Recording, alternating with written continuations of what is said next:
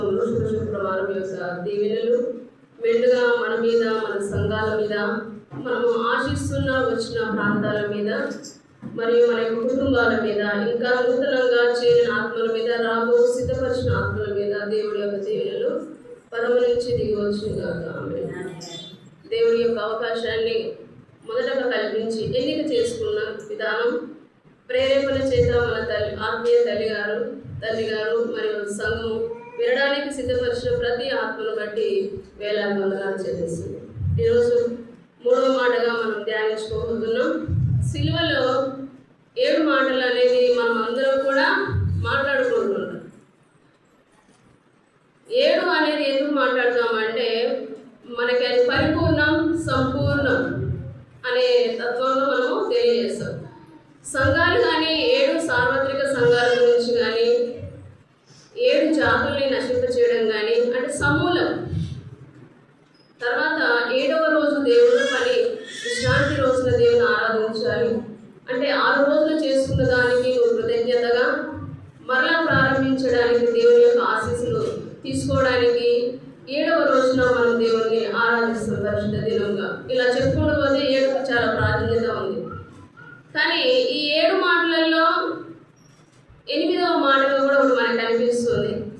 అయితే 8 మాటలు అయినప్పటికీ ఆ 8 మాటలలో 3వ మాటలో 2 అవి వేరు కావు, ఒకటిగా చూపించడానికి మనం 3వ మాటలో ఒకసారి మనం తెలుసుకుందాం.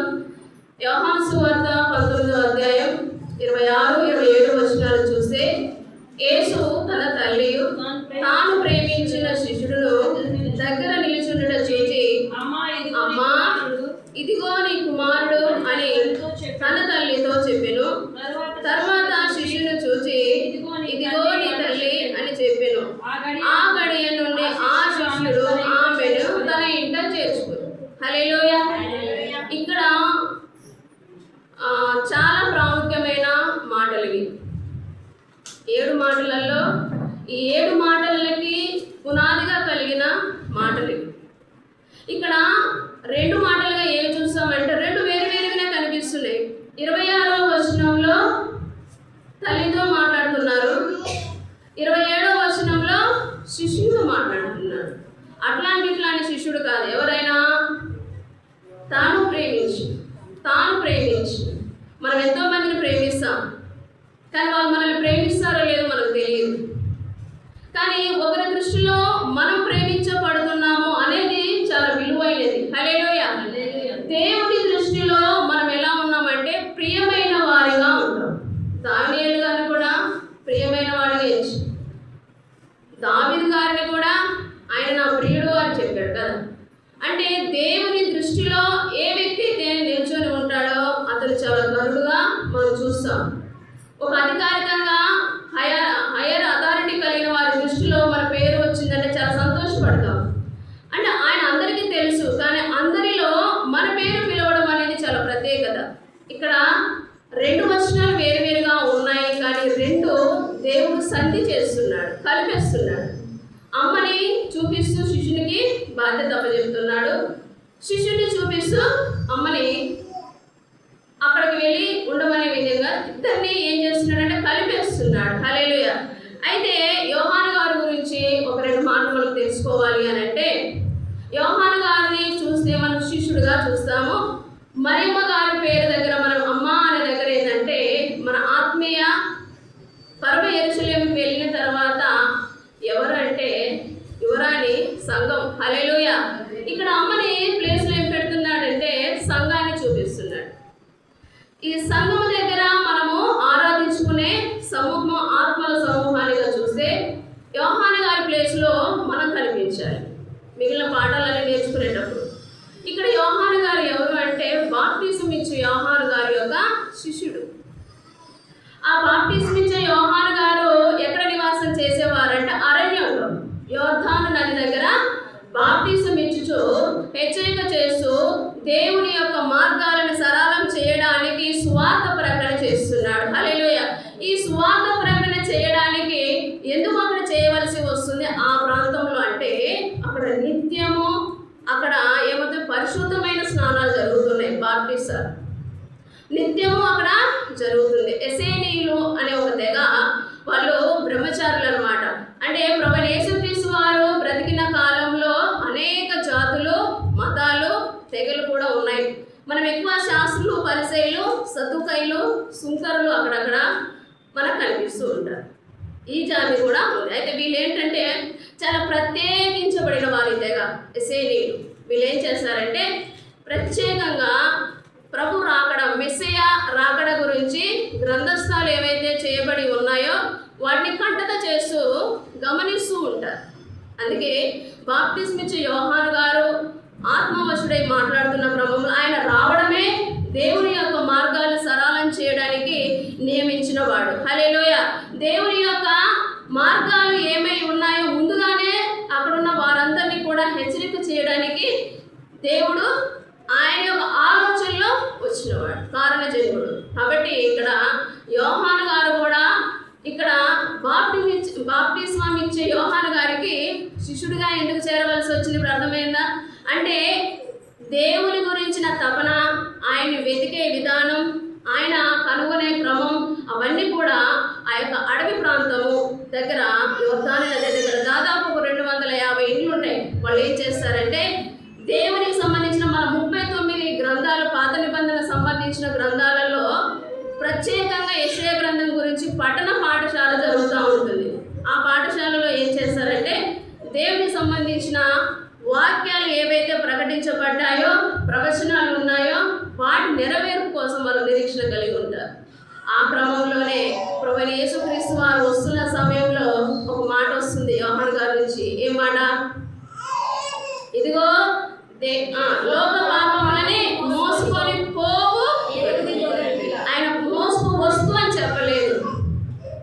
ఏం చెప్పారు? మోసుకొని పోయే గొర్రెపిల్ల. అంటే ఈ శిలువ యాగం ఏదైతే ముందుగానే ఆయన గమనించి ఏం చెప్పాడంటే అక్కడ వాళ్ళకి తెలియజేసి, అంటే దేవుని గురించిన తపన, ఆపేక్ష, ఆకాంక్ష అవన్నీ యోహాను గారిలో ఉన్నాయి కనుక మీరు నన్ను వెంబడించొద్దు. ఎవరో తెలుసా? ఆయన చెప్పులు వారు విప్పడానికి కూడా నేను యోగుని కాదు. ఇక మీరు ఎవరిని అనుసరించాలో తెలుసా? మెస్సయ కోసం ఎదురు చూస్తున్నారు కదా, ఆ మెస్సయ వచ్చింది. దేవుని గొర్రెపిల్ల వచ్చింది. గొర్రెపిల్ల దేనికి అంటే మనందరికీ తెలుసు, మన పాపాల నిమిత్తమై దేవుని దగ్గర సమర్పించి బలియాగం కదా. అయితే ఇక గొర్రెలతోటి, మేకలతోటి, ఎడ్లతోటి పని లేదు. ఎందుకో తెలుసా? ఇంకో కొద్ది రోజుల్లో, ఇంకొక 3.5 సంవత్సరంలో ఏం జరగబోతుంది అంటే దేవుని గొర్రెపిల్లే వధింపబడుతుంది. కాబట్టి ఇక పాపం అంటూ ఏలడానికి వీలేదు. పాపాలన్నీ కూడా ఆయన కడగడానికి సిద్ధంగా ఉన్నాడు. కాబట్టి మీరు ఎవరు నెమ్మదించాలి అంటే ఆయన పడించు. ఆ తర్వాత ప్రభువైన యేసుక్రీస్తు వారు వెళ్ళిపోతున్నప్పుడు యోహాను గారు కూడా వెళ్ళినప్పుడు మీరు ఏం వెనుక వస్తున్నారు, హల్లెలూయా, ఏం వెనుక వస్తున్నారు అని అడిగినప్పుడు ఆయన రబ్బీ నీ కాపురం ఎక్కడ అన్నాడంటే నువ్వెక్కడ ఉంటావో మేము అక్కడే నివసిస్తాం అని ఆ రోజు నుంచి వెంబడించి దేవుని ప్రేమగా ఆయన స్వీకరించాడు, దేవుణ్ణి వెతికాడు. ఆయన హృదయాభిలాషగా మారింది కాబట్టి సిలువలో కూడా తోడుగా ఉన్నాడు. అంటే ఆ రోజు నుంచి సిలువలో ఆయన అక్కడ యాగమయ్యేంత వరకు కూడా యోహాను గారు ఏ రోజు విడిచిపెట్టింది లేదు. హల్లెలూయా. అందుకే అలా విశ్వాసంగా ఎవరైతే తండ్రి చిత్తాన్ని, ఎవరైతే తండ్రి యొక్క ఆలోచన ప్రణాళికని కలిగి ఉంటారో జయించిన వాడికే దేవుని యొక్క సింహాసనం అనేది ఇవ్వబడుతుంది. ఇక్కడ యోహాను గారు కూడా ఎన్నో కష్టాలు వచ్చి ఉండవచ్చు ఆ యొక్క సమయంలో ఆయన బ్రతికినంత కాలం. కానీ వాటన్నింటినీ కూడా జయించి ఎవరి కోసం నిలబడ్డాడంటే ప్రభువైన యేసుక్రీస్తు వారి కోసం నిలబడ్డాడు. అయితే ఒక రకంగా చూస్తే ఆయన శారీరకంగా తమ్ముడే అవుతాడు, చిన్నమ్మ కొడుకు అవుతాడు, సలోమి గారి యొక్క కొడుకు.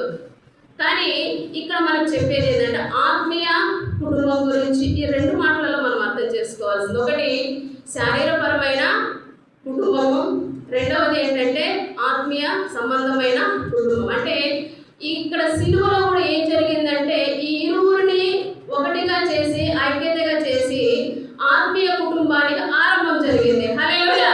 అంటే సంఘానికి, విశ్వాసికి ఎడబాటు అనేది లేదు. సంఘము, విశ్వాసి వేరువేరుగా కాదు. అనేక మంది విశ్వాసము ఉంచి దేవుని యందు రక్షణ పొంది ఆయన రక్తం చేత కడగబడిన విశ్వాసుల సమూహమే సంఘం. ఇందులో వచ్చింది, కానీ అది ఒకటిగా ఏకాండంగా ఉంటుంది.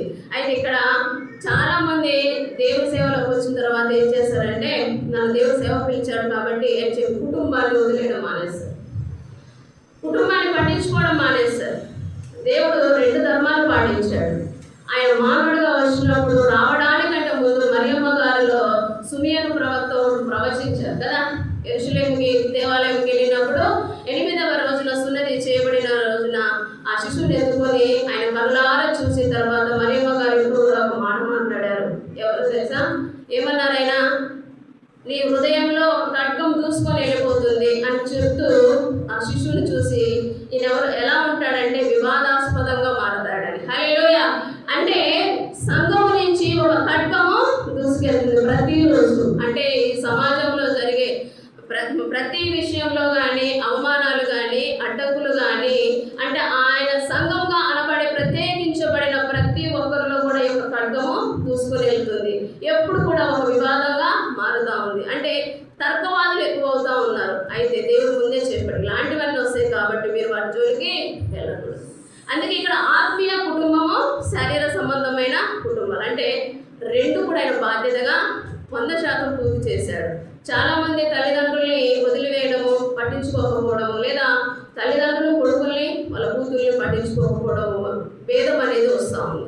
కాబట్టి ఇక్కడ ఏం మనం అర్థం చేసుకోవాలి అంటే, ఇచ్చిన ఆజ్ఞలలో మోసగారికి ఇచ్చిన రాతి పలుకులలో కూడా 10 ఆజ్ఞలలో ఒకటేముంది? తల్లిదండ్రుల్ని సన్మానించాడు. అలా చేసినప్పుడు వాడు ఏమవుతాడంటే దీర్ఘాయుష్మంతుడు అవుతాడు. అదే మాట దేవుడు ఇక్కడ కూడా నూతన నిబంధన గ్రంథంలో కూడా ఏం చెప్పడమే కాదు, పాటించాడు. అంటే యేసేపు గారు తండ్రి అయినా అని దత్తత తండ్రి, పెంచిన తండ్రి, ఆయన చనిపోయిన తర్వాత కుటుంబ భారాన్ని మోయడానికి కాయ కష్టం చేశాడు ప్రభువైన యేసుక్రీస్తు వారు. వడ్రంగి పని అంటే అంత ఆషమాషి పని కాదని, పెద్ద పెద్ద చెట్లను నరకాలి, ఆ పచ్చి తుంగల్ని తీసుకొచ్చి భుజం మీద మోసుకొని కొండలు గుట్టలు దిగుతూ తీసుకొని ఇంటికి తీసుకొచ్చి వాటిని చాలా పరికరాలు వాడతారు, వాడి సుత్తి ఇవన్నీ. అయితే ప్రతి మాని నరికి ఆయన దగ్గరకు వచ్చినప్పుడు ఆయనకి ఏం గుర్తొచ్చి ఉంటుంది? లోక పాపములను మోసుకొని పోయే దేవుని గొర్రెపిల్ల అని మనం అంటున్నాం. కానీ ప్రతి మ్రాణ నుంచి ఆయన తీసుకొచ్చిన ప్రతి మొద్దును చూసినప్పుడు ఏం గుర్తొస్తుందంటే ఆయనకి సిలువ.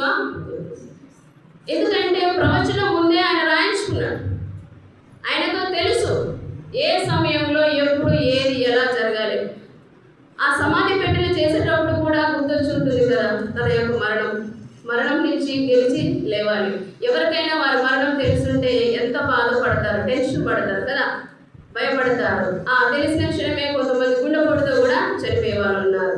అలా ప్రతిరోజు దేవుడు ఒక వేదనకరమైన దాన్ని గుర్తు చేసుకున్నప్పుడు వెంటనే దాన్ని జయించే శక్తి తండ్రి చిత్తానికి లోబడుతూ ప్రార్థించేవాడు. ఆ 30 సంవత్సరాలలో ఆయన ఎన్నో చేస్తుంటాడు.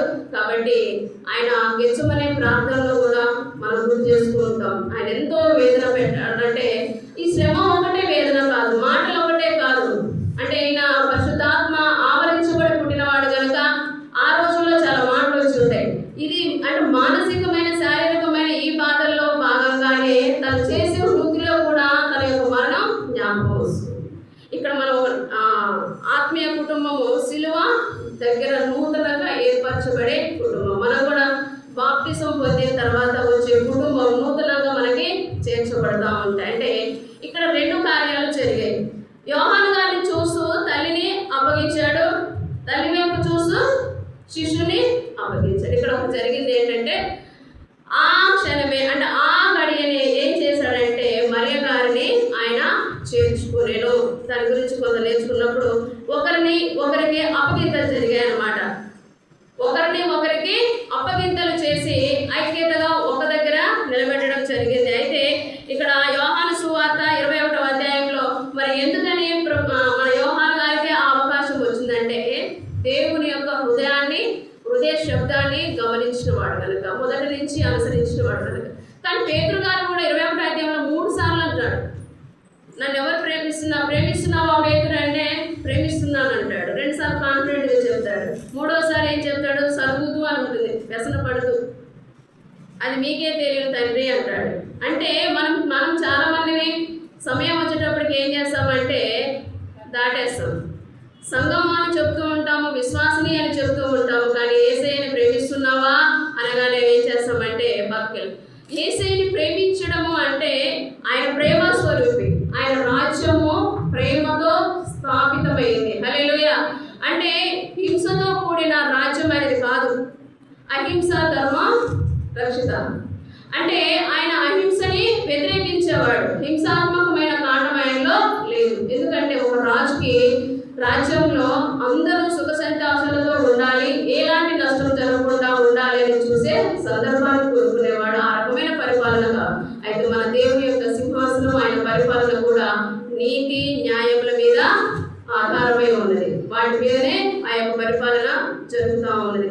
కాబట్టి మనకి చాలా మంది అంటే విశ్వాసులు మాత్రమే ఇలాంటివి ఆచరిస్తామో ప్రేమగా ఉంటామో అనుకుంటే అన్ని కూడా దేవుని యొక్క ఆజ్ఞలను కొన్నింటిని పాటిస్తారు. అంటే అది దేవుని ఆజ్ఞ అని వాళ్ళకి తెలియదు. కానీ ఒక మానవుడుగా దేవుడు భూమిని పంచినప్పుడు ఆయన ఎలాంటి లక్షణాలు, సద్గుణ లక్షణాలు పెట్టాడో అవి కొంతమంది ఆచరిస్తూ వస్తారు. అయితే మనం సమాజంలో పెరుగుతున్నప్పుడు మన జీవనాన్ని బట్టి, మనం పెరుగుతున్న కాలాన్ని బట్టి, పరిస్థితులను బట్టి మనలో అనేకమైన అసహ్యకరమైన ప్రవేశిస్తాయి. అందుకే మన వాక్యంలోకి వెళితే ఇక్కడ అప్పగింతలు చేర్చుకోవడం రెండు జరిగాయి.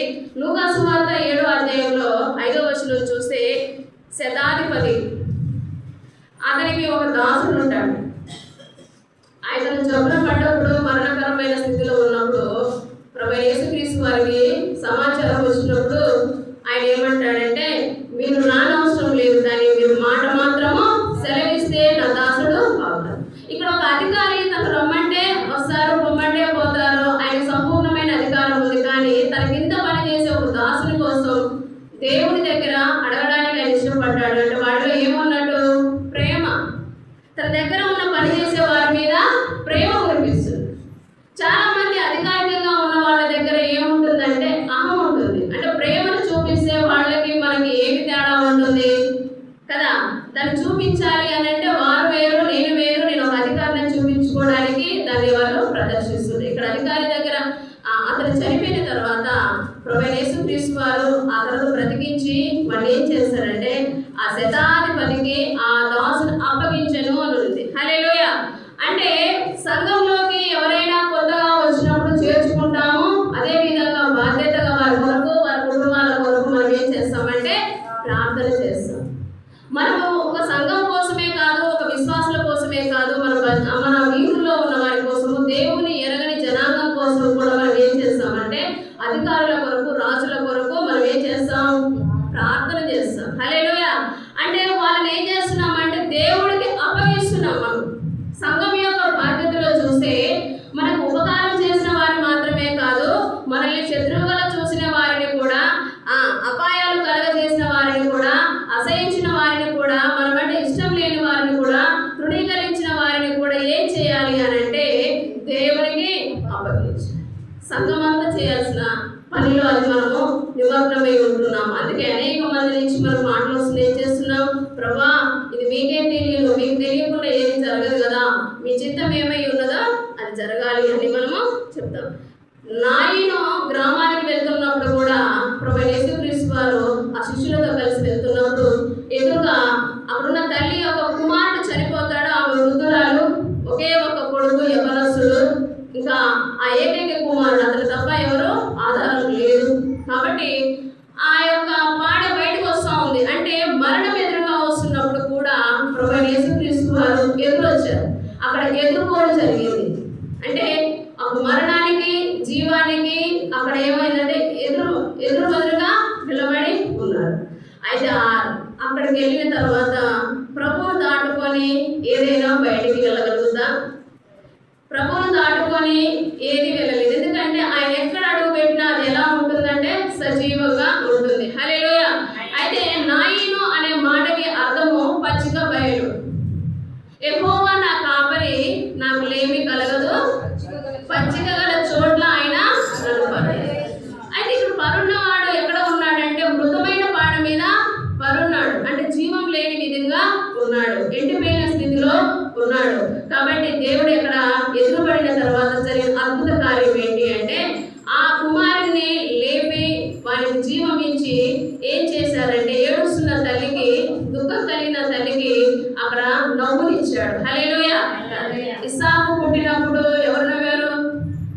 చాలా మంది కదా.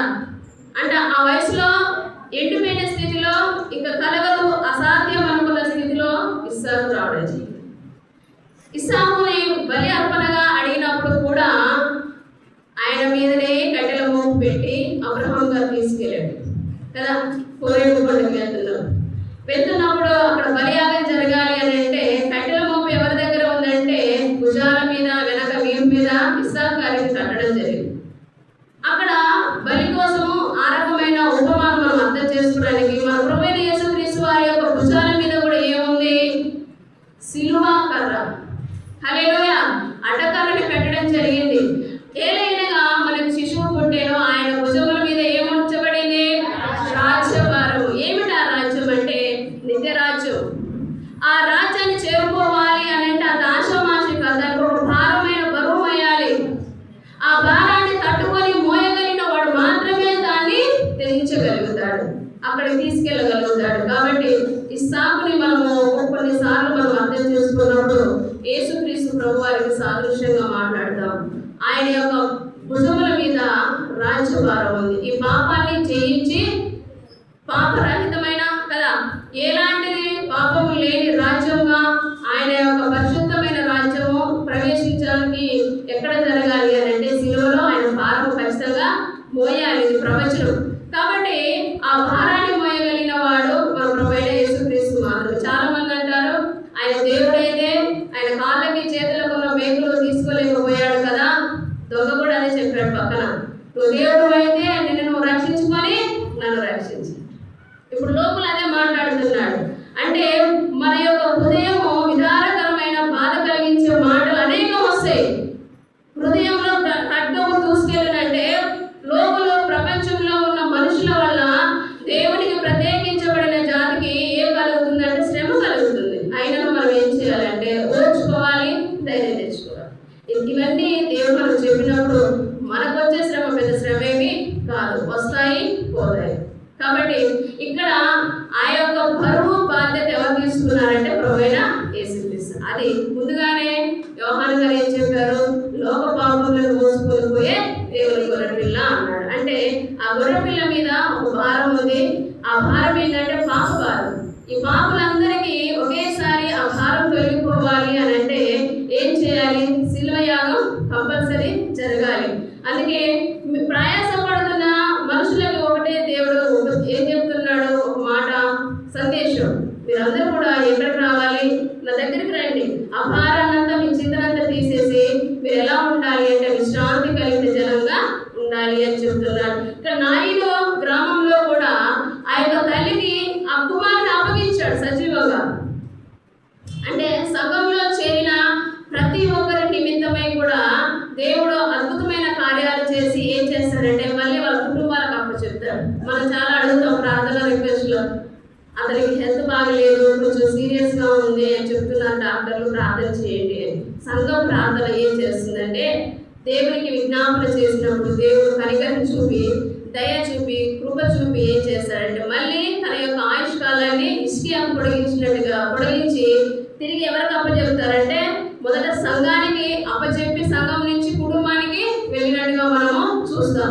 అంటే మన కుటుంబంలో వచ్చే మనుషులకి కలిగే ఆపదల నుంచి మనం తప్పించి తిరిగి మరలా సంఘంలో కోరుకునేలాగా, తిరిగి సజీవంగా కుటుంబంలో కనపడేలాగా దేవుడు అద్భుతమైన కార్యాలు చేసి మనం కూడా అప్పచెప్తాడు. అంత మాత్రమే కాదు, అపోస్తుల కార్యంలో 9వ అధ్యాయం 41వ వచనంలో కూడా ఇక్కడ బైబిల్ గ్రంథం అంతా కూడా తబిత అనే డోర్క భాషాంతరమున ఆమెకి ఏమర్థమంటే డోర్కేనా లేడీయా? అది ఒక పదానికి ఒక రకమైన అర్థం ఉంటుంది. ఆత్మీయ అర్థాలు మనము గమనిస్తూ ఉండాలి. అయితే ఆ తబిత ఆ డోర్క చనిపోయింది. ఎబ్బేలో చనిపోయినప్పుడు పక్కనే ప్రదేశంలో ఉన్న లుద్దలో ఎవరున్నారంటే పేతురు గారు ఉన్నారు. హల్లెలూయా. మనము ఈ సంఘము విశ్వాసి అనుసంధానం అనేది చాలా జ్ఞాపకం చేసుకోవాలి. కీలకమైనది. సమయం తక్కువగా ఉన్నా అర్థం చేసుకోవాలి. మనం బాధ్యత ఏముంది మనకి. కాబట్టి ఇక్కడ డోర్క చనిపోయినప్పుడు అక్కడ చాలా మంది గోలు చేసి ఏడుస్తున్నారు. విధవరాళ్ళు వచ్చారు. విధవరాళ్ళు అంటే ఎవరి ఇక్కడ ప్రభువైన యేసుక్రీస్తు వారు కూడా శిష్యుడికి తల్లి ఉంది. ఇక్కడ మరియమ్మ గారికి కుమారులు ఉన్నారు. ప్రభువైన యేసుక్రీస్తు వారి తర్వాత సంతానం ఉంది 5. కానీ వారికి ఉన్నా సరే తనలాగా ప్రేమించే వాళ్ళు ఎవరైతే ఉన్నారో వాళ్ళకి అప్పచెప్పడానికి దేవుడు చూస్తున్నాడు. మనం కూడా మన కుటుంబాల నుంచి, మన యొక్క బంధాల నుంచి, మన భాగస్వామ్యం నుంచి ఎవరైనా విడనాడబడినారా అని చూసుకున్నప్పుడు మనం ఎవరం కూడా బాధపడాల్సిన పనిలే. ఒక తల్లిని కోల్పోయామంటే ఆ తల్లి స్థానంలో ఎవరుంటారు? దేవుడు ఉంటాడు. హల్లెలూయా. ఆయన నిలబడతాడు అక్కడ వచ్చి. ఒక తల్లిగా ఆ కుమారుల పట్ల, కుమార్తెల పట్ల ఎలాంటి కార్యాలు చేయాలి అనుకుంటున్నారో ఆ కార్యాలు సఫలం కావడానికి దేవుడు మార్గాలని, మనుషుల్ని సహాయంగా పంపిస్తాడు. ఒక భర్త స్థానాన్ని కోల్పోయినప్పుడు భర్త నిర్వహించాల్సిన బాధ్యతలు ఏవైతే ఉంటాయో ఆ బాధ్యతలని చేయగలిగిన మార్గాలు దేవుడు సరళం చేస్తాడు. హల్లెలూయా. ఒక కుమార్తె లేని కారణంగా బాధపడుతున్న ఆ తల్లికి అనేక మంది కుమార్తెలను ఆత్మీయంగా అందించడం జరుగుతుంది. ఇలా చెప్పుకుంటూ పోతే చాలా బంధాలు ఉంటాయి. ఒక మంచి ఆత్మీయత కలిగిన స్నేహితుడు మనం కోల్పోతే ఆ స్థానాన్ని దేవుడు ఎవరు చేస్తాడు? దేవుడే రీప్లేస్ చేస్తాడు. ఇక్కడ కూడా తను లేని స్థానాన్ని రీప్లేస్ శిష్యుడైన తనెంతో ప్రేమించే యోహాను గారి చేత రీప్లేస్ చేయించాడు మరియమ్మ గారికి.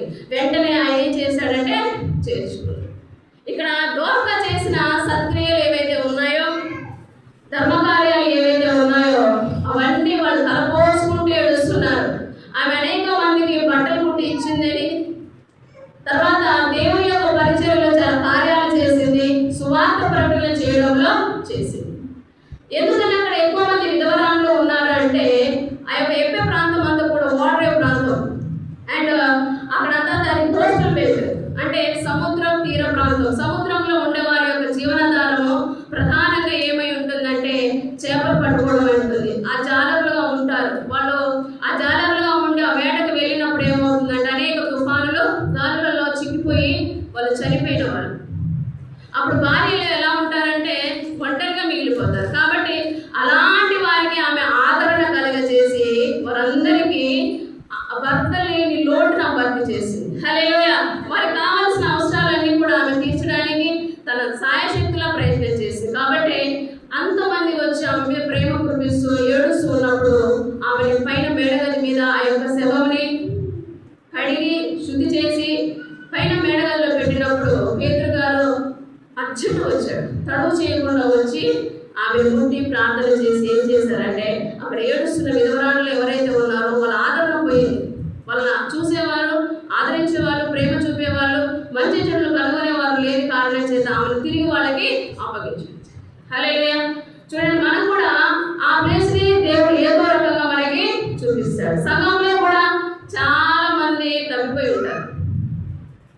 చాలా రకాలుగా దేవుని నిందించి పక్కకి వెళ్ళిపోయిన వాళ్ళు ఉంటారు. అయితే దేవుడు తప్పకుండా ఏం చేస్తాడంటే ఆ ప్లేస్ ని ఖచ్చితంగా రీప్లేస్ చేస్తాడు. ఒకరు వెళ్ళిపోతే ఒకరికి 5 వస్తారు. హల్లెలూయా. తలాంతుల విషయాన్ని, ఉపదేశాన్ని మనకు ఎందుకు చెప్పారంటే కేవలం చదువుకున్న వాక్యాన్ని చదివినట్టే కాదు. ఒకటికి 5 తలాంతులు ఇస్తేవాడు 10 ఎలా చేయగలిగాడంటే ఒక ఆత్మ బయటికి వెళ్ళిపోతే ఆయన కలిగిన గాయములు 5 ఉంటాయి కదా. ఆ 5 గాయాలలో మనిషి ప్రేరేపిస్తే ఖచ్చితంగా ఒక మనిషి విజ్ఞాపన చేస్తుంటే ఎక్కడ డబ్బులు అవుతుంది. హల్లెలూయా. అధికమే అంటారు.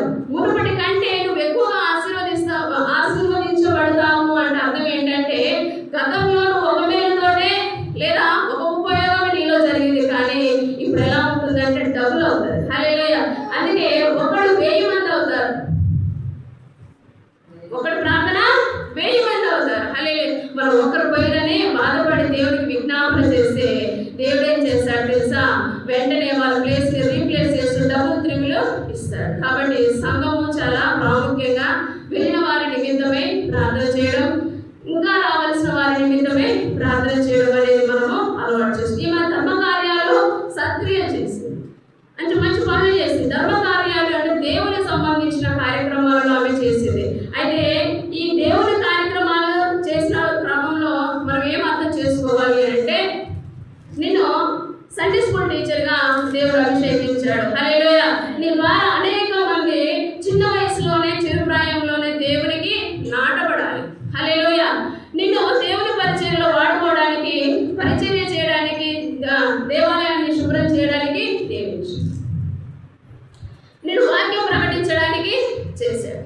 అనేక మందిని నీ యొక్క మాటల చేత మోటివేషన్ చేసి దేవుడికి దగ్గరకు ఆకర్షింపచేసేలా నైపుణ్యం నీకు ఇచ్చాడు.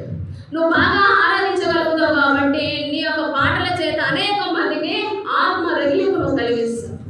దేవుని యొక్క మాటలు నీ నోట్లో ఉంటాయి కనుక అనేకమైన ముసలమ్మ ముచ్చట్లు కాకోకుండా దేవుని యొక్క మాటలు వడిలిస్తావు కనుక దేవుని సన్నిధి మన మధ్య ఉంటుంది కనుక అక్కడ అనేక మందికి ఆ యొక్క రగిలింపు, ఆత్మ అభిషేకము, తాకిడి, మంట అనేది దొరుకుతుంది. హల్లెలూయా.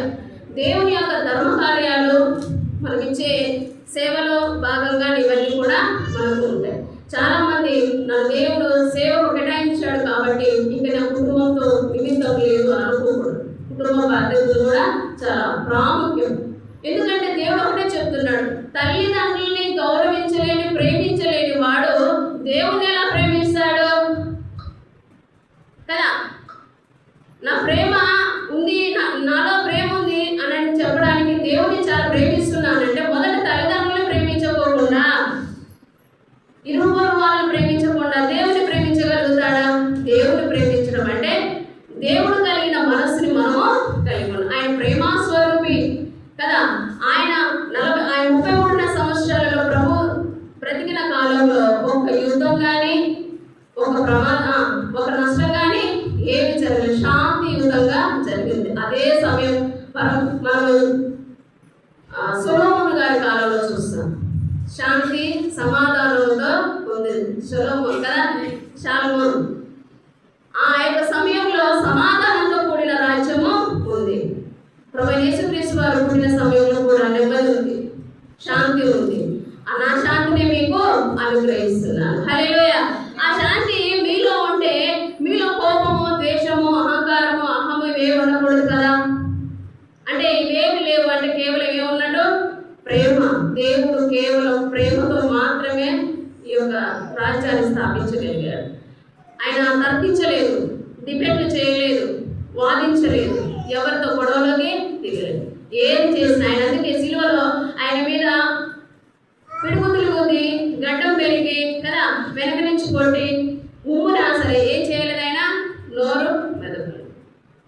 ఆయన ఆజ్ఞాపిస్తే రారా, సేనలు రారా, వస్తారు. కానీ ఆయన ఆజ్ఞాపించలేదు. మనం ఏం చేస్తాము అంటే మన కోపంతో వెంటనే ఏదో ఒక నింద మనము వేయగలుగుతాం. అందుకే దేవుడు ఏం చెప్తున్నాడు, ప్రేమతో నడుచుకోవాలి. ఇంకా ఆయన చేర్చుకునే విషయం గురించి చూస్తే ఎవరిని చేర్చుకున్నారంటే 12 మంది శిష్యులను ఆయన చేర్చుకున్నాడు. అదేవిధంగా పాపులని, రోగంతో ఉన్న వాళ్ళని చేర్చుకున్నాడు, సుంకర్లని చేర్చుకున్నాడు. సుంకరి గురించి వచ్చినప్పుడు సుంకరి ప్రార్థన అంగీకరించాడు దేవుడు. సుంకరి అయిన జక్కయ్యని కూడా రక్షణ ఇచ్చాడు. హల్లెలూయా. ఆయన సుంకరి అయిన జక్కయ్య ఇంటికి వెళ్ళినప్పుడు ఆ జక్కయ్య కూడా చేర్చుకున్నాడు కదా. ఈయనేంటి పాపులతో సహవాసం చేస్తున్నాడు, అసలు ఆయన ఇంట్లోకి వెళ్ళాడు అని బయట ఉన్న వాళ్ళందరూ కూడా సరుకున్నారు కదా. ఆయన వచ్చి దేవుని కోసం పాపుల కొరకే, పాపుల రక్షణ నిమిత్తమే వచ్చాడు కదా. కానీ దేవుడు అడగలేదు జక్కయ్యని నువ్వు ఎంత సంపాదించావు, ఇవన్నీ ఎలా వచ్చాయని. కానీ దేవుడు అడగకపోయి ఏం చెప్పాడంటే దేవుడిని చేర్చుకున్న తర్వాత వచ్చే మార్పులు ఎలా ఉంటాయో మనకు ఉదాహరణ జక్కయ్య గారు కనిపిస్తారు. ప్రభా నేను ఎంత తీసుకున్నానో దానికి ఎంత ఇస్తాను, 4 ఇచ్చేస్తాను. మరి 4 ఇచ్చేసినప్పుడు ఆయన భార్య ఒప్పుకుంటుందా? అప్పటిదాకా ధన సంపన్నంగా కనపడే చాలా అది మంచి స్థితిలో ఉన్నప్పుడు భార్య ఒప్పుకుంటుందా? చూడండి, ఇక్కడ భార్య కూడా ఆయనకు సహకరించినట్టుగా మనం అర్థం చేసుకోవాలి. జక్కయ్య గారి నిర్ణయంలో కుటుంబ నిర్ణయం కూడా ఏమైంది, మమేకమైపోయింది. శతాధిపతి కొర్నేలు కదా, ఆయన దగ్గర కూడా కుటుంబం అంతా కూడా దేవుని మాటలు అంగీకరించడానికి చూశారు కదా. అంటే రక్షణ అనేది కేవలం ఒకరికి మాత్రమే సంబంధించింది కాదు. రక్షణ అనేది కుటుంబంలో ఉన్న అందరూ కూడా పొందుకోవాలి. హల్లెలూయా. దేవుని ఇచ్చే రక్షణ సర్వంలో ఉన్న అందరికీ, సర్వజనుల కోసం ఆయన రక్తం చిందించాడు. ఆ సర్వజనులలో కేవలం మనం మాత్రమే కాదు, మనలో ఉన్న మన కుటుంబంలో ఉన్న సభ్యులందరూ కూడా రక్షణలోకి రావాలి. కాబట్టి దాన్ని తీసుకోవాలి. ఆమె కొన్ని బాధ్యతలు ఇచ్చాడు. ఆయన చిన్నపిల్లలు కూడా చేర్చుకున్నాడు. ఆటంకపరిస్తే పరలోక రాజ్యం వాళ్ళదే చెప్పాడు కదా. తర్వాత స్త్రీలు కూడా చాలా మంది ఫాలోవర్స్ గా ఉన్నారు. ఎవరన్నా మేజర్గా మనకి ఒక ఆజ్ఞ ఏంటంటే, మహా ఆజ్ఞ, సర్వలోకానికి సర్వసృష్టికి సువార్తని ప్రకటించడం. ఇది విశ్వాసి యొక్క ధర్మం, సంఘం యొక్క బాధ్యత. నువ్వేం చేసినా చేయకపోయినా ఇది ఖచ్చితంగా చేయాలి. అదేవిధంగా సర్వలోకానికి నువ్వు సువార్త ప్రకటన చేసిన తర్వాత తండ్రి, కుమార, పరిశుద్ధాత్మ నామమున వాళ్ళకు బాప్టిజము మరియు రక్షణ కొరకు వాళ్ళు నిరీక్షణ కలిగి రొట్టె విరుచుటలోను ద్రాక్ష రసం పంచుకునే క్రమంలో ఆయన మన శరీర రక్త మాంసంలో భాగం పొందినట్టుగా ఆయన ఇచ్చు శరీర రీతిని చూపించే ద్రాక్ష రసము, రొట్టె ఆ భాగాలను కూడా మనం స్వతంత్రించుకోవాలి. అంటే ఏం చేయాలి? రక్షణ పొందాలి, పరిశుద్ధాత్మను పొందుకొని నిరీక్షణ కలిగి ఆయన రాకడ నిమిత్తమై ఎత్తబడే సంఘంలో సంఘము, విశ్వాసి అందరూ కూడా ఉండడానికి ప్రయత్నం చేయాలి. అయితే ఇదంతా కూడా మనం ఎలా చేయాలంటే ప్రేమపూర్వకంగానే చేయాలి. ప్రేమపూర్వకంగానే ఆయన యొక్క రాజ్య స్థాపనలో మనము నిలవబడాలి. దేవుడు తన యొక్క మాటలను దీవించి ఆశీర్వదించుగాక. మూడవ మాటను ధ్యానంలో నేర్పించిన అందరికీ శుభం కలుగును గాక. దేవుడిచ్చినటువంటి 4వ మాట మత్తయి సువార్త 27వ అధ్యాయము 46-47 చదువుకుందాం. ఇంచుమించు 3 గంటలప్పుడు యేసు ఏలీ ఏలీ లామా సబక్తాని బిగ్గరగా కేక వేసెను. ఆ మాటకు నా దేవా నా దేవా నన్నెందుకు చేయి విడిచితివని అర్థము. ఇక్కడ యేసు ప్రభువు మార్కు సువార్త కూడా అదే వచనాలు ఉన్నాయి. మార్కు సువార్త 15, 33, 34 చదవండి. మార్కు సువార్త 15, 33, 34. మధ్యాహ్నం మొదలుకొని 3 గంటల వరకు ఆ దేశమంతటా చీకటి కమ్మెను. 3 గంటలకు యేసు ఎలోయి ఎలోయి లామా సబక్తాని బిగ్గరగా కేక వేసెను. ఆ మాటలకు నా దేవా నా దేవా నా చేయి విడిచితివని అర్థము. ఇక్కడ యేసు ప్రభువు 1వ మాట 2వ మాట ఇతరుల కొరకు ప్రార్థిస్తున్నాడు. ఈ 4వ మాట తన కొరకు తాను ప్రార్థిస్తున్నాడు. దేవా నా దేవా నన్ను ఎందుకు చేయి విడిచితివి అంటే ఇక్కడ యేసు ప్రభువుకు తండ్రికి ఎడబాటు కనిపిస్తుంది. ఇది వేదనమైన వాక్కుగా దేవుడు కనపరుస్తున్నాడు. ఆయన శరీరం నలుగొట్టుకొని వేదనతోని ఈ మాట పలుకుచున్నాడు. ఏలీ ఏలీ లామా సబక్తా అని దేవుడు యేసు ప్రభు అన్నాడు. ఇది ఏ భాష తెలుసా అండి మీకు? యేసు ప్రభు ఇక్కడ ఏ భాష మాట్లాడాడంటే అరామిక్ భాష మాట్లాడాడు. ఇది పాత నిబంధనలో యూదులు హెబ్రీ భాష మాట్లాడేవాళ్ళు, కొత్త నిబంధనలో గ్రీకు భాషలో మాట్లాడేవారు. ఇక్కడ యేసు ప్రభువు వాళ్ళ తల్లిదండ్రుల భాషగా ఇశ్రాయేలు మాట్లాడిన భాషను యేసు ప్రభు ఇక్కడ మాట్లాడుతున్నాడు. ఇక్కడ ఏలీ ఏలీ లామా సబక్తా అని యేసు ప్రభువు బిగ్గరగా కేక వేశాడు. బిగ్గరగా ఎందుకు కేక వేశాడంటే ఆ శిలువ దగ్గర ఉన్న రోమ సైనికులు, పరిసయ్యులు అక్కడ ఉన్నారు. ఆ బిగ్గరగా ఎందుకు వేశాడంటే అక్కడ విన్నాలి ప్రజలు. యేసు ప్రభులో శక్తి లేదు ఒంట్లో, అయినా కానీ యేసు ప్రభు అక్కడ బిగ్గరగా కేక వేశాడు. యేసు ప్రభు ఈ 4వ మాట సిలువలో పలికేటప్పుడు అక్కడ సిలువలో పలికే మాటను బట్టి అక్కడ కొన్ని అద్భుత కార్యాలు జరిగినాయంట. యేసు ప్రభు ఈ 4వ మాట చెప్పేటప్పుడు సిలువలో కొన్ని అద్భుత కార్యాలు జరిగినాయి. ఆ దేశమంతా చీకటి కమ్మింది. ఇక్కడ చీకటి దేనికి సాదృశ్యము? పాపానికి సాదృశ్యము. దేవుడు ఈ 4వ మాట పలికేటప్పుడు ఆ దేశమంతటా చీకటి కమ్మెను. ఇంకా ఏముందంటే అప్పుడు దేవాలయపు తెర పై నుండి క్రింది వరకు 2గా చినిగెను. ఇంకా అక్కడ ఏం అద్భుతం కార్యం జరుగుతుంది? అక్కడ ఒక దేవాలయం ఉంది. ఇది సొలొమోను మహారాజు కట్టించాడండి. ఇది ఆ తెర మన ఇంట్లో వేసుకున్న తెర కాదు. ఇది పరిశుద్ధతకు అతి పరిశుద్ధతకు మధ్యగా ఒక తెర ఉంటుందంట. ఇది సొలొమోను రాజు కట్టించాడు. 200 మంది యాజకులతోని ఇది కట్టించాడంట సొలొమోను రాజు. ఇది 60 అడుగులు ఉంటుందంట, 30 వెడల్పు ఉంటుంది, 4 అంగుళాలు కలిగిన మందమైన ఈ తెర. ఇది పరిశుద్ధతకు అది పరిశుద్ధకు ఒక అడ్డు తెరగా ఉంటుంది. ఆ అడ్డు తెర ఏమైంది? యేసు ప్రభు ఎప్పుడైతే దేవా దేవా నా చెయ్యి నన్ను ఎందుకు విడిచింది అన్నాడో అప్పుడు ఈ దేవాలయం అటు 2గా చినిగిపోయిందంటండి. అంటే ఇక్కడ ఎంత అద్భుత కార్యాలు జరుగుతున్నాయి. దేవుని సిలువలో పలికేటప్పుడు ఈ మాటలో. ఇంకా చూడండి, యెషయా గ్రంథం 53:10 తీయండి. యెషయా 53:10. యెషయా గ్రంథం. అతని నల్లగా పట్టుకట్టుకు యెహోవాకు ఇష్టమైనంట. ఆయన నల్లగొట్టుకట్టుకు ఎవరికి ఇష్టమైందంట? యెహోవాకు ఇష్టమైంది. ఇది ప్రవచనాత్మకంగా నెరవేరుతుంది. యామేలు గ్రంథం తీయండి. యామేలు అధ్యాయము 3:15 చూడండి. యామేలు 3:15.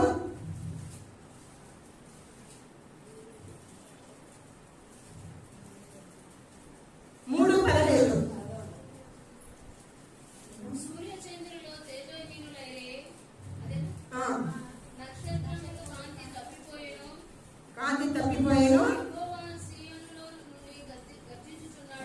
చాలు. ఇక్కడ సూర్యచంద్రులు ఏమైపోయినాయంట? తేజోహీనమైనవంట. ఒక యేసు ప్రభు పుట్టినప్పుడు సూర్యుల చంద్రులు ఆకాశంలో ఎలా ప్రకాశించినాయో, కానీ యేసు ప్రభు ఎప్పుడైతే సిలువలో తను బాధపడుతూ నరక యాతన అనుభవిస్తున్న సమయంలో తాను సృష్టించిన సూర్యచంద్రులు ఏమైపోయినాయి? తేజోహీనమైపోయినాయి. యేసు ప్రభు కదా సూర్యుడు నక్షత్రము వెలుగు ప్రకాశించింది, కానీ ఈ దాన్ని సృష్టించిన ఈ ప్రకృతి కూడా ఆ దేవుని సిలువలో చూసినప్పుడు అవి హీనోమైనట. ఏమైనా ప్రకాశింపలేదు. ప్రకృతి కూడా యేసు ప్రభుని చూడలేకపోయినాయంట. తర్వాత ఆమోసు గ్రంథం తీయండి. ఆమోసు 8:9. ఆమోసు 8:9. ఆ దినమున నేను మధ్యకాలమందు సూర్యుని అస్తమింపచేయుదును, పగటి వేళ భూమిని చీకటి కమ్ము. చూడండి, మిట్ట మధ్యాహ్నం 3 గంటలప్పుడు భూమి చీకటి కమ్ముతుంటే ఏమైతుంది తెలుసా కదా? ఎంత ప్రవచనాత్మకమైన ఇది నెరవేరుతుందో చూడండి. ఇక్కడ ముందే ఈ భక్తులు ప్రవచనాత్మకంగా ఇక్కడ నెరవేర్చారు. పగటి వేళ చూడండి, 3 గంటలు, మిట్ట మధ్యాహ్నం 3 గంటలప్పుడు చీకటి కమ్మిందంటే అక్కడ ఉన్న పరిసయ్యులు, రోగిలు వీళ్ళంతా అప్పుడే వాళ్ళు ఆలోచించాలి, ఎందుకు మిట్ట మధ్యాహ్నం చీకటి కమ్మింది. అది కూడా వాళ్ళు గ్రహించుకోలేదు. చూడండి, మనము ఫస్ట్ కీర్తనలు 1వ గ్రంథం చదవమంటే దుష్టుల ఆలోచన చెప్పు నడవక, పాపుల మార్గం నిలవక అని చెప్తాం, కానీ అది మనం కంటక వాక్యం నేర్చుకున్నాం. ఆనాటి భక్తులు, ఆనాటి ప్రవచకులు ఏం చేశారు? టూకీగా అది నెరవేరుతుంది ఈ ప్రవచనాన్ని వాళ్ళు గ్రహించలేకపోయారు. శిలువ దగ్గర నిలబడారు, పరిసయ్యులు, రోగిలు నిలబడ్డారు, కానీ ఇది ప్రవచనాత్మకంగా జరుగుతుందని వాళ్ళు గ్రహించలేకపోయారండి. అయినా దేవుడు కీర్తనలో 22:1 అంటాడు, దావీదు కూడా, దేవా నా దేవా నన్ను ఎందుకు చేయి విడిచితివని దావీదు మహారాజు కూడా తన ఆక్రందను దేవుడికి వ్యక్తపరుస్తున్నాడు. ఇక్కడ తండ్రికి దేవునికి ఎడబాటు కనిపిస్తున్నాయి. ప్రియ సహోదరులారా, దేవుడు తన కుమారుని చేయి ఎందుకు విడిచాడంటే మన పాప భారాన్ని ఆయన వీపు పైన మోసుకున్నాడు. మనం పాపం నుండి ఆయన విడిపించడానికి ఆయన తన పాపాన్ని తన వీపు పైన మోసుకున్నాడు. పాప పరిహార్థ బలిగా తండ్రి తన చేతిని విడిచిపెట్టాడు. ఏమండి, యూదా ఇస్కరియోతు యూదా యేసు ప్రభుని విడిచిపెట్టాడు. అప్పుడు యేసు ప్రభు బాధపడలేదు. తర్వాత పేతురు నన్ను ప్రేమిస్తున్నావంటే దేవా నీ కోసం నా ప్రాణమైన అర్పిస్తాను నా పేతురు కూడా యేసును విడిచి వెళ్ళాడు. అప్పుడు కూడా యేసు ప్రభు బాధపడలేదు. శిష్యులు గెత్సెమనే తోటలో యేసు ప్రభును వదిలి వెళ్ళారు. అప్పుడు కూడా యేసు ప్రభు బాధపడలేదు. కానీ సిలువ పైన దేవుడు, దేవా దేవా నన్ను ఎందుకు చేయి విడిచిదివని తన తండ్రికి మొరపెడుతున్నాడు. 1వ మాట 2వ మాటలో తండ్రి అని సంబోధించాడు, కానీ 4వ మాటలో దేవా దేవా అని సంబోధిస్తున్నాడు. ఎందుకంటే ఈయన త్రితత్వం కలిగిన దేవుడు. త్రితత్వం కలిగిన ముగ్గురు, ఈయన ఒకటే మాట. ఏదనగా తండ్రి పరలోకంలో ఉన్నప్పుడు ఆయన మనకు తండ్రిగా ఉన్నాడు. మానవులు రక్షించడానికి ఆయన కుమారుడిగా ఈ భూమి మీదకి వచ్చాడు. మానవుల హృదయాల్లో నివసించడానికి ఆయన పరిశుద్ధాత్మ కలిగిన వాడై ఉన్నాడు. ఈ ముగ్గురు దేవుడు ఒకటే. ఈయన త్రితత్వం కలిగిన దేవుడు. కాబట్టి ఆయన అంటున్నాడు, దేవా దేవా నా చెయ్యి ఎందుకు విడిచితివని దేవుణ్ణి సంబోధిస్తున్నాడు. దేవుడు పాపిని ప్రేమిస్తాడు, కానీ పాపాన్ని ఎప్పటికీ ప్రేమించడయ్యా. పాపాన్ని ఎప్పటికీ దేవుడు ప్రేమించడు. యేసు ప్రభు అబ్రహాంకు చెప్తాడు, నీ కుమారుని ఇస్సాకును తీసుకొని బలి అర్పించన్నప్పుడు అబ్రహాం తన కుమారుని తీసుకువెళ్తూ అప్పుడు కుమారుడు అంటాడు, తండ్రి బలికి అన్ని సిద్ధం చేసావు, కానీ గొర్రెపిల్లేది తండ్రి అని అబ్రహాం అడిగినప్పుడు, అప్పుడు అబ్రహాం ఇస్సాకు అడిగినప్పుడు అప్పుడు అబ్రహాం ఏం చెప్తాడు, అది యెహోవాయే చూసుకో కొనును అని అతను ఎక్కడికి తీసుకెళ్తాడు? మొరియా పర్వతం మీదకి తీసుకెళ్తాడు. ఈ మొరియా పర్వతం కూడా కలువరి పిలుపుగా కూడా పిలిపిస్తారు.